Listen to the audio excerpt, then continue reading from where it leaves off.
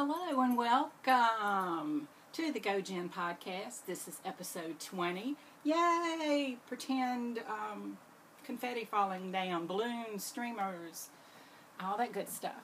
I just want to welcome everybody to the podcast. If you're new, thank you very much for giving me a try. If you're one of my faithful, thank you so much for coming back. Today is a very special episode. It is all about dyeing, D-Y-E. We're not going to get into philosophical issues, religion, or anything. We're going to talk about making things a different color. Okay. I know I have said from the very beginning that I wanted this to be dyeing to be a big part of the podcast, and it just hasn't been. No excuse. It just hasn't. I've had knitting and crochet, and now I've learned to spin. So when am I ever going to get time for for dyeing? And that was yesterday. I had a day full of dyeing. I have made a slideshow going through my process. I think, excuse me, in the slideshow I go through each color choice that I was as one line, but please know that I had everything going at one time. This was soaking here, this was in the microwave there, this I was taking outside to dry, this I was going not good enough, put it back in, do it again, blah. So I had a great time. I love to dye yarn and wool. I had never dyed fiber before, so it was a first for me. I'd never dyed handspun before. I've only dyed commercially prepared yarns. So I feel like yesterday was full of experiments for me, and I have to say dyeing is so satisfying. You think, oh, I hope this turns out right, because you don't know. Colors change after they dry. Colors absorb differently into the yarn or the fiber, so you don't really know what's going to be your final product until it dries completely. So today I know what the final products are. So I'm going to stop talking, and I'm going to insert that video right here. Okay, I've gathered my supplies to do my dyeing of the Coopworth. I've got 2 skeins of yarn and then the rest of the fiber that I have. My supplies are the Kool-Aid packets, clear plastic wrap, microwave safe dishes, white vinegar, measuring cups, not that I measure anything, but they're usually microwave safe too, a big bowl, and then a salad spinner. And that's all I use. Here are my victims for the day, which to the left is the fiber that I have left out of that pound of Coopworth that I got. In the center is the 3-ply skein that I've made. I end-plied it, or Navajo plied, or chain plied it. And to the right is the 2-ply yarn that I've made. I'm going to use that 2-ply first. Into this huge bowl, I'm putting some very, very warm water and white vinegar. White vinegar helps set the color in the yarn. The yarn is really airy and fluffy, so I put something on top of it to hold it under the water. I'm going to take out that 2-ply that I have here, leave everything else soaking in the bowl. Into my 4-cup measuring cup there, I've put 1 packet of grape Kool-Aid, and that's what we're going to use to dye this 2-ply. Put it in the put the yarn in the Kool-Aid and cover it with plastic wrap. That's what it looks like when it goes in. I've left some of the yarn kind of sticking up, and that's so the yarn will have a little bit of variation in color. And it goes in the microwave for 3-minute cycles. It cooks for 3 minutes, rests for 3 minutes, cooks for 3 minutes, rests for 3 minutes. And I did 3 cycles of that on this grape Kool-Aid. And if you ask me why 3 minutes, I will tell you it is because that's what everything I've read has told me to do. And this is what it looks like after it's done cooking. You see the water in that spoon is clear. If it looks purple in the dish, that's because there is purple color in that yarn, but the water is completely clear, and that's the way you want it. That's what it looks like after it has spun in the salad spinner. I'll just take that, hang it up outside on a clothes hanger for a nice sunny day, and then I'll be able to skein it up once it's completely dry. Alright, that's the 2-ply yarn. Okay, now we're ready to do the Coopworth that I chain plied or Navajo plied. So it's a 3-ply yarn, and I'm going to use lime Kool-Aid for this. I've put a packet of lime Kool-Aid in my pitcher there. I put my damp yarn in the dish, and that's what it looks like after I have poured the dye over it. And I said that's not green enough, so I'm going to make a second dish of green and pour that over it. And it's much greener now, which I want that. Cover it with plastic wrap. Goes in the microwave. I used this on the three times. Cook for 3 minutes and rest for 3. Cook for 3, rest for 3.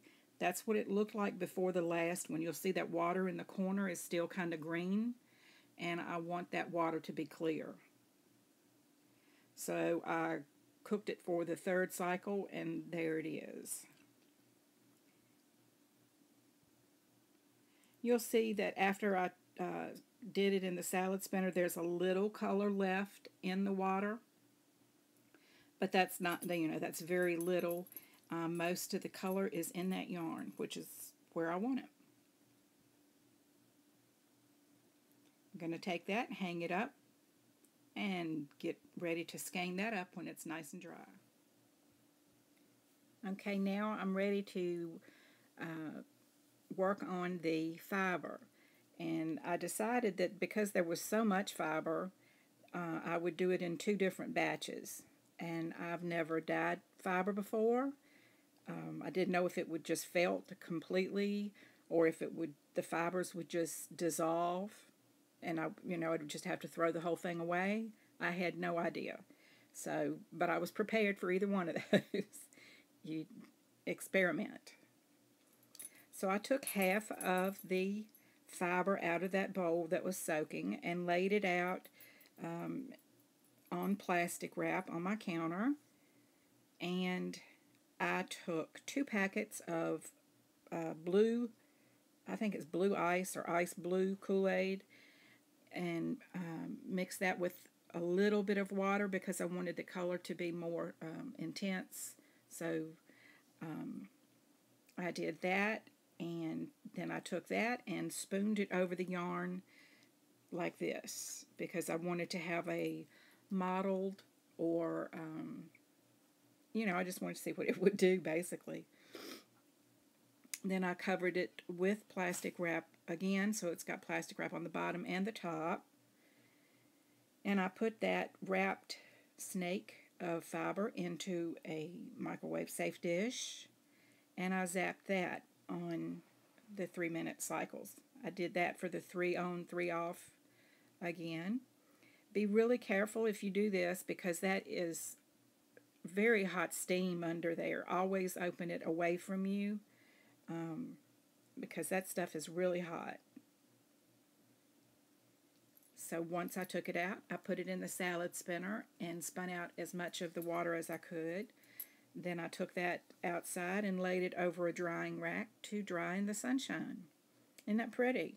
I was amazed at how quickly that dried, because while I was doing everything all at one time here, you know, I wasn't doing one and then wait until I finished that. I had everything going.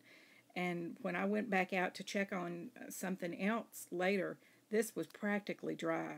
So, and it stayed together really well, and I didn't notice any felted spots. I was thrilled.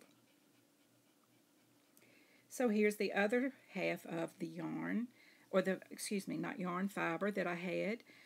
This is the last bit, and I spun this in the salad spinner first to get out as much of the water as I could. And then I decided I was going to sprinkle the Kool-Aid mix on top of the fiber. I've done this with yarn, and you get a real mottled effect. And I didn't know what I would get with the fiber, so I was going to use 1 packet of lemonade, 1 packet of orange Kool-Aid. And I just sprinkled it over. The 1 packet of each just really didn't do much, so I put 2 more packets on. So this is what it looks like with 2 lemonade and 2 orange. Just dry powder on top of the damp fiber. And that cooked in the microwave. After the first cooking, I took it out and looked at it, and this is what it looked like. And I was not happy with that.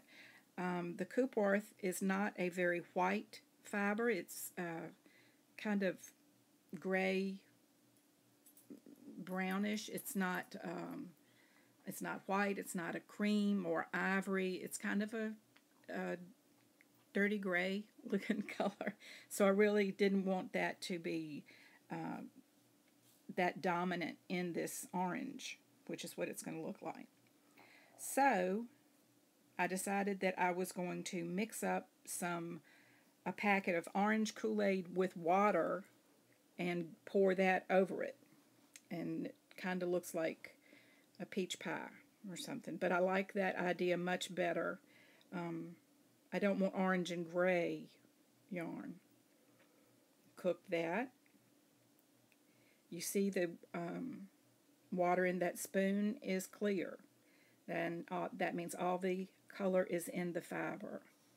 So I didn't have a clue how it was going to be when I took it out. That's after it fluffs in the salad spinner a bit. And there it is on the drying rack. I'm very pleased with it.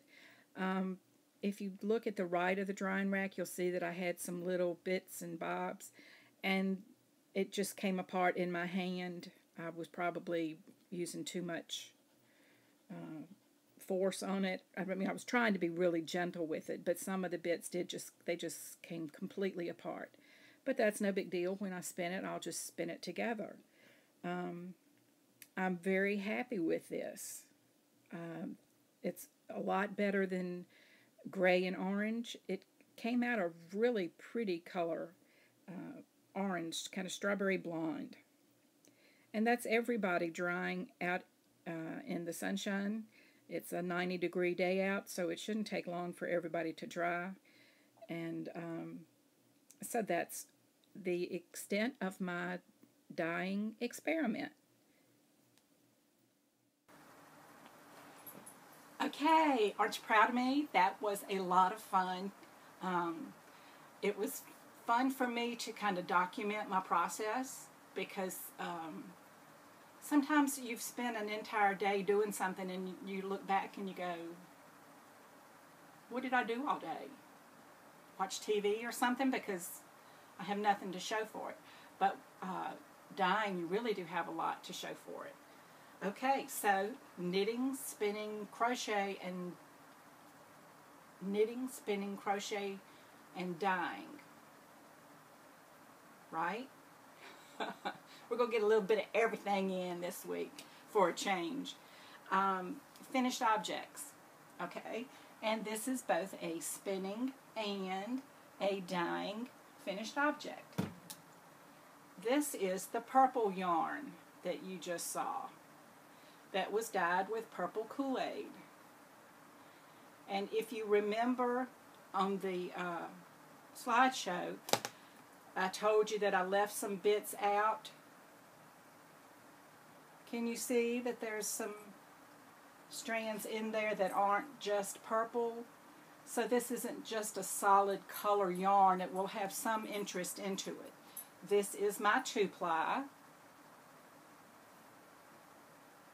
I think it would make really good, what are the things I'm trying to, dreadlocks, really good. So now that it is completely dry, and it is, you never want to put it up unless it's dry. Mold, mildew, stink, stank, stunk. You don't want that. So this is the purple. I'm very happy with it. The thing about the Kool-Aid purple dye, I'm sorry, is that it is really strong.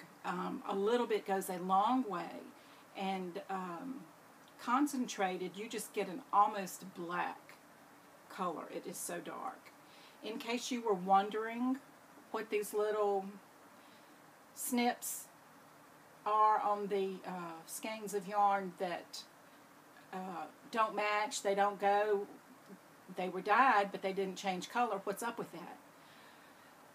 When you take your yarn off of the nitty-knotty, which is the thing with 2 pieces, and then you just wind around and around, it's always best if you tie a piece of string around each bunch of strands on that side of the nitty-knotty. So I have 4 pieces of yarn. What that does is, while you're soaking the yarn, while you're dyeing the yarn, washing it, rinsing it, hanging it out to dry, it keeps the strands from getting tangled, one thing. And I use cotton, kitchen cotton, you know, crochet, that you would crochet washcloths out of, or knit washcloths. Anyway, because cotton is not an animal fiber, so it does not dye with Kool-Aid. You have to use different dyes for cotton. I've heard like a tie-dye kit, or I've heard acrylic paints, but I've never dyed any cotton. I'm happy with it. You have to use animal fibers to take up the dye. So this is my purple. It is the 2-ply yarn, and now that it's dry, I just need to put it in a ball or a skein, and then it's ready to be used right now. So, yay, success! Success is always a good thing. So that's my purple. Yay! Next is another finished object, both spinning and dyeing.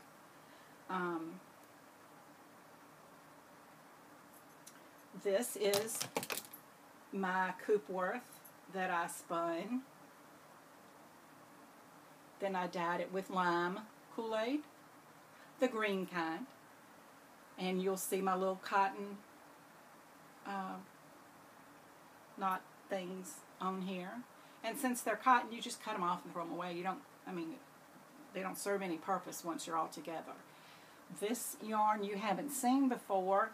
It has been Navajo plied, or chain plied, or in plied. So it is 3 plies to each strand. It was not easy. And I've had a Craftsy class on how to Navajo ply, so I've watched that several times. The first night I tried to do it, I kept trying to go back to the beginning and get it perfect, you know, cut out bad spots and stuff like that. And then I just gave up on it. I wanted to get the motions right. Because what you do with chain plying or end plying is you start from a single strand on your bobbin. Okay. On the 2-ply yarn, you have 2 strands that you come up and then you ply them together. Simple. You can do the same thing with 3 plies. Have 3 bobbins that you, okay? With end plying, and I wanted to learn this because I want to use this on some of my really beautiful braids of fiber that I have. because if you have a color that's going through the fiber, chain plying enables you to keep the color the same in the yarn as it is in the fiber, because you're taking the one strand that comes from your bobbin, get this straight, and then you reach through, you make a slip knot, reach through the opening of that and pull up another strand. So what goes into the orifice of the spinning wheel are 3 strands. The 1 plus the 2 that you came up through. Slick. Do you see why I didn't think it was so simple? Okay, I just found a damp spot right here. That's not good. I don't want to do anything with that. And it's where it was tied. And you'll see too that I got a little color variation right there. I tied my knot too tight. So, I knew better. But anyway, here's one of my ends. And that's the yarn. It is not even. But it's pretty balanced. You see, it's not twisting back on itself at that spot anyway. It's just like a strand of yarn now. So I'm happy with that. I feel like I really practice the motions a lot. I didn't get it right all the time by any means. This is my first time to do it. But I think I've gotten it. I understand it. My brain understands it. It's just making my hands do what they need to do and going with the flow. So that is my green chain ply or Navajo ply. Very happy with that. So this needs to, I need to make sure this damp spot gets air so it can dry. Okay. What's next? Fiber dyeing. I had no idea, none, whether I was going to felt the fiber, whether it was going to turn into a yucky, isn't that gorgeous? But I didn't know if it was going to just make a mess of itself. Let's talk about the blue first, okay?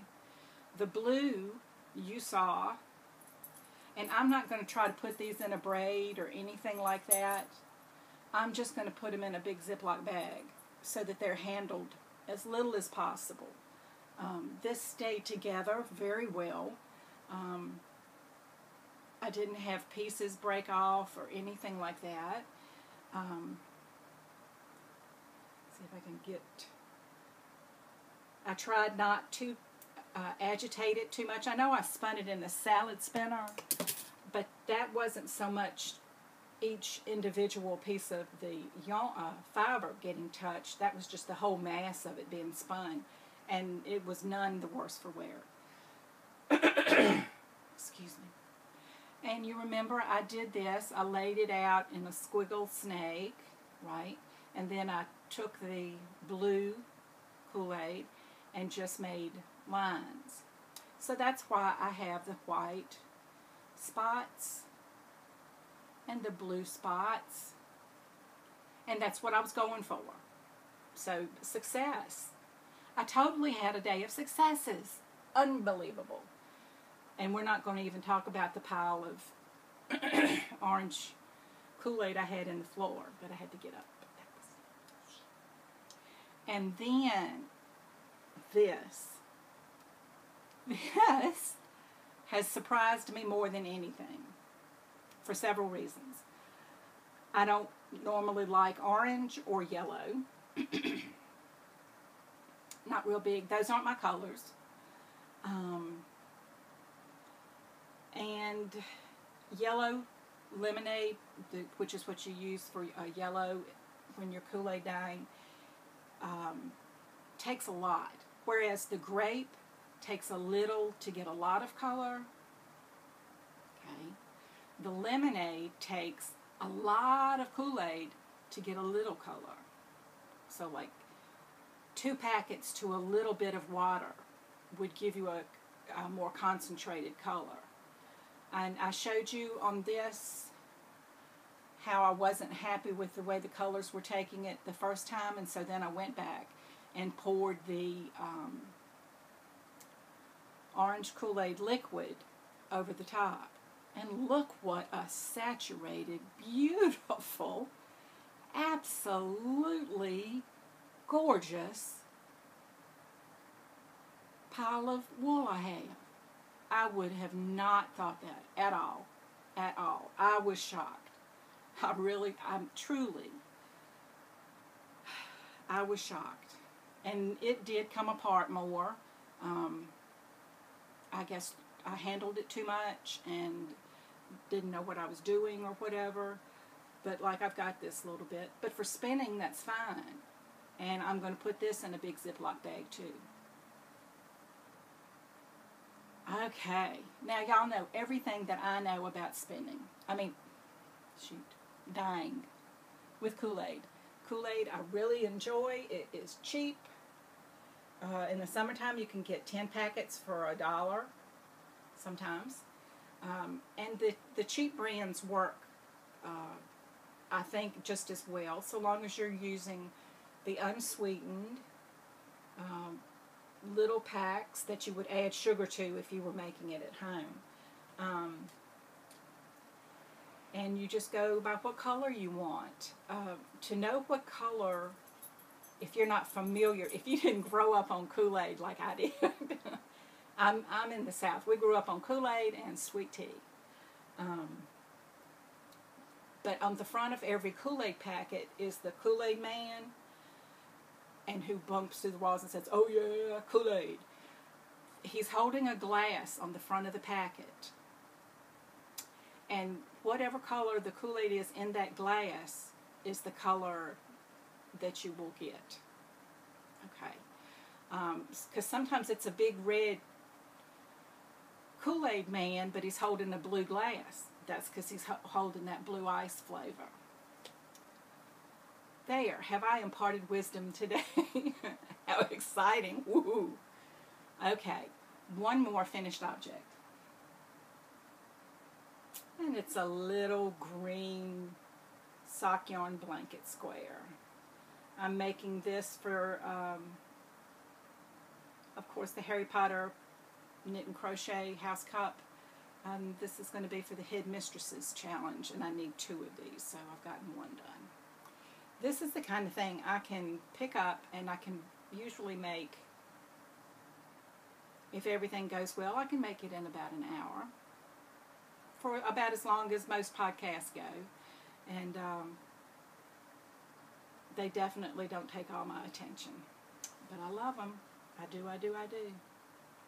Now, that is spinning, because I showed you my spun yarn and how I applied it.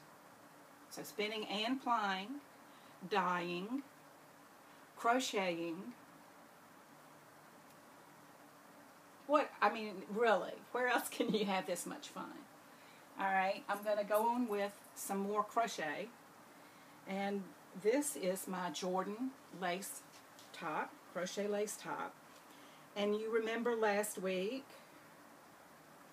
it probably looks pretty similar to last week, but I have spent about 4 hours on it. Why does it look the same, you may ask? Because when I was trying to find my place, I found a fatal error. So it had to be, I ripped it back.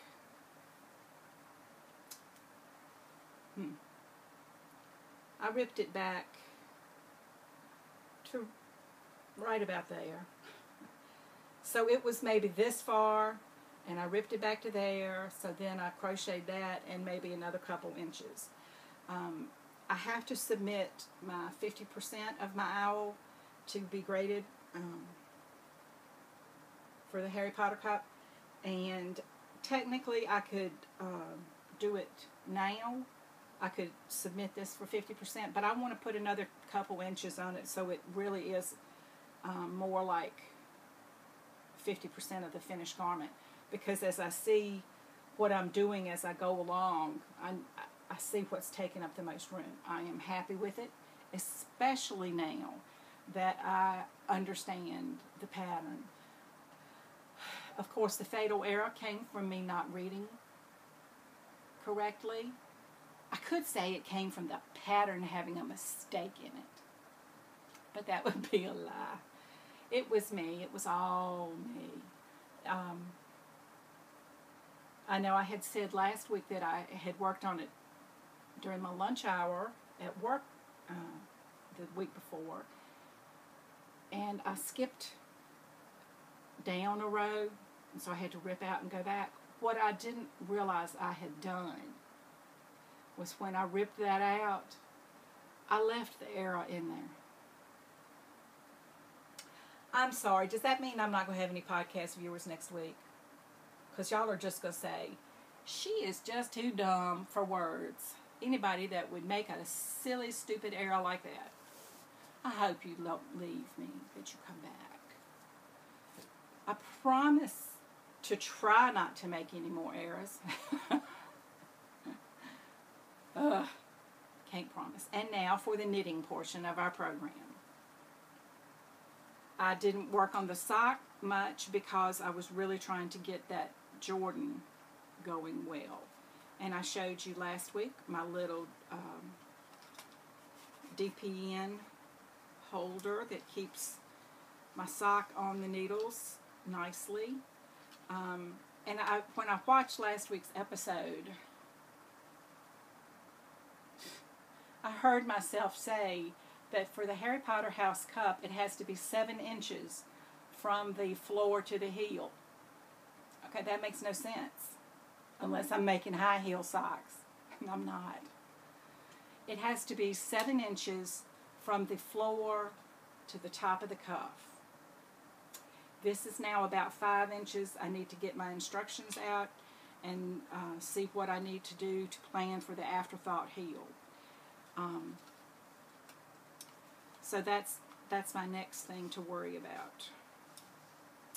But I'm not worried about it. I mean, it's going really well. It's beautiful. I love the yarn.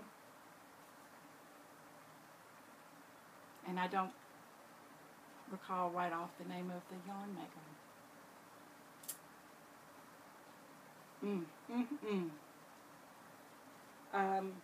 But I'm really happy with everything. Okay. That is the extent of my finished objects and works in progress.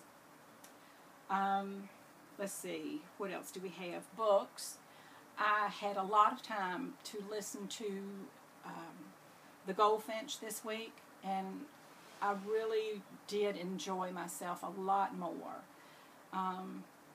It really reminded me of how far removed I am from a mentality of I have to do something because somebody tells me to. Because in the book, the main character is a child, a minor, and when somebody tells him he has to move, he can't do what my mind said, well, just say you're not going. He can't do that. He has to go whether he wants to or not, and whether it makes him happy or not. Whereas I have the luxury, and it is a luxury, in America, as a woman,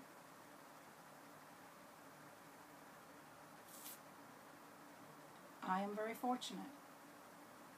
So anyway, I had a whole thought process one night of, wow, I'm glad I'm not a kid anymore. Okay, let me make sure that I have gotten everything. I have nothing on the wheel right now. I have nothing on any of my spindles. I was just so happy to get the plying done, and then knowing that I was going to spend a day with the dyeing. I really didn't want to start anything else. I wanted to see how that did first. And now I can go ahead and spin the blue or the orange or gold or whatever color I want to call it. I have been doing something like looking for a pattern to make with this. If you remember, this is some of my first spindled yarn. So I'm thinking I might make a hat out of this. I've got it down in my list of things to do for the Harry Potter house cup. It just is a matter now. I really want to concentrate on the lace top and on the socks. So I may not have time to get around to this, but it'll I think eventually be done.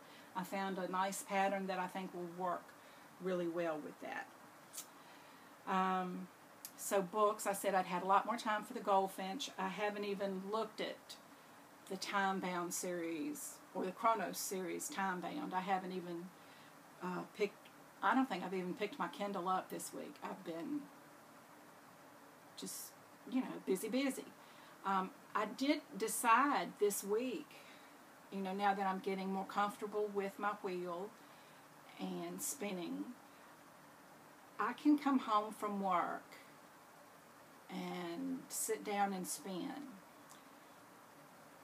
And it takes no decision making. There's no pattern to follow. There's no counting anything. And so I am better. I have learned that for now, at this stage in my crafting life, I can spin at night much easier than I can knit or crochet. I just don't seem to have the focus at night to really want to get into something like my Jordan that's going to require me to really actually concentrate. Okay, so that tells me something, that I need to maybe take my sock to work as my at-work project, because it can be, I can just sit down and knit and not have to, once I figure out how to do the afterthought heel, what I have to do for that. But it's not like I have to keep up with where I am or anything. And then I can just spin at night. The Tour de Fleece is coming up. I think it starts on my mom's birthday, July 4th, and which it goes along with the Tour de France. As long as the cyclists are going, I'm supposed to be spinning. So that I'm really looking forward to that. I have, y'all have seen how I have added to my stash, and so I'm looking forward to it a lot. I don't know how I'll do or even what I'll do. I'm just going to try to spin as much as possible. Let's see. I think there's only one thing left.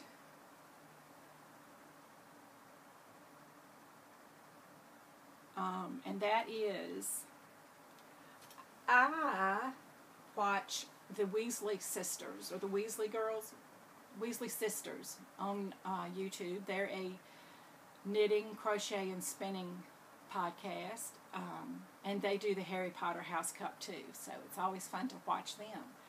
And one of the sisters has gotten into the Midori planners, Midori. I'll warn you, if you like office supplies, if you like journals, if you like notebooks, pens, papers, you shouldn't watch the videos. I have ordered one now. I've ordered a foxy dory, which it's not the actual name brand Midori. It's a faux dory made by a lady on Etsy, and she makes them and calls them foxy dories. And so I'm spending a lot of time thinking of what I'll do in my foxy dory when it gets here. And of course, that was the kind of thing, you order it, and then you start looking for the UPS man in about 10 minutes. It's like, hey, the money's gone. Where's... So anyway, I'll see how that goes. I am an organized person. But in addition to being organized, I'm also aware of time management. And some of these people on the videos have got 4 or 5 of these things. And so when they make a list in one, maybe the thing has to be noted in this one, because this is where the dates go. And this is where the money goes. And this is, if you have dates and money, it goes in this one. No. That's not me. So we'll see. It'll come, and then I will probably do a different video on that, just so that I can add it to all of the million other videos of how I set up my foxy Dory. I'll give y'all a link if I ever do that. I think that's all I've got for this week. I appreciate you coming and giving me a watch today. I hope you've had a good time. I hope you enjoyed the dyeing lesson. Let me know. Leave me a comment here on YouTube, or come to our Ravelry group. It's a gojenn podcast, and join us. Leave me comments. I love reading your comments. When I see that one has popped up, I get so excited. I'd wag my tail if I were as talented as my dogs are. Okay. I hope from the bottom of my heart that all of you have a week filled with love and laughter. See you next week.